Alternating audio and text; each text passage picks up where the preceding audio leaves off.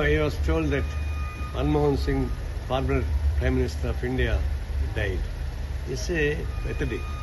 In 10 years he was Prime Minister, and long time he worked as in the academic field, and he is more particular about the GDP growth and also environmental issue.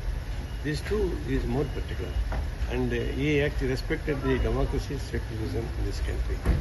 He is such a wonderful person we lost, and from CPI I pay my heartful homage for his passed away, and it is one kind of great loss to the country.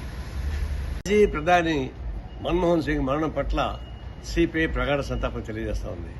ఆయన సుదీర్ఘకాలం రాజకీయాల్లో ఉండన, ఆర్థిక శాస్త్రవేత్తగా ఆయన పేరు పోసిన, 10 సంవత్సరాల పాటు భారతదేశానికి ప్రధానమంత్రిగా ఉన్నా ఆయన ఎప్పుడు ప్రతి ఇష్యూని రాజకీయం చేయకుండా ఇష్యూగా చూసినటువంటి వ్యక్తి. ఒక విధంగా చెప్పాలంటే సింపుల్సిటీ, ఆదర్శవంతమైనవాడు, అన్ని రాజకీయ పార్టీల యొక్క అభిప్రాయాలని మన్నించేవాడు, ప్రేమించేవాడు, ప్రజాస్వామ్యం ఎట్లా మంచి భక్తి ఉన్నవాడు. అట్లాగే ఎకానమీ జీడిపి గ్రోత్ పెరగాలని చెప్పేసి 10 to 11%, 12% దాకా తీసుకోవాలని చెప్పేసి చాలా కోరుకున్నాడు. అలాంటి భారతదేశ ప్రగతి కోసం తపనబడినటువంటి మాజీ ప్రధాని మన్మోహన్ సింగ్ మరణం పట్ల ప్రగాఢ సంతాపం తెలియజేస్తున్నాం. వారి మరణం భారతదేశ ప్రజాస్వామ్యానికి, లౌకిక వ్యవస్థకి తీవ్రమైన లోటు.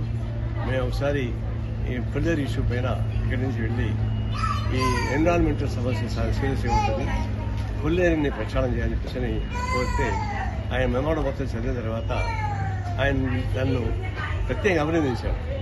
All the way you came from that distance of Andhra Pradesh explaining on the environmental issue, I'm happy అని చేశాడు. అంటే ఆయన ఎన్విరాన్మెంటల్ ఇష్యూ పైన చాలా భక్తి ఉన్నవాడు. అట్లాంటి వ్యక్తి చనిపోవడం చాలా బాధాకరం. వారి మరణం పట్ల మరోసారి ప్రగాఢ సంతాపం తెలియజేస్తున్నారు.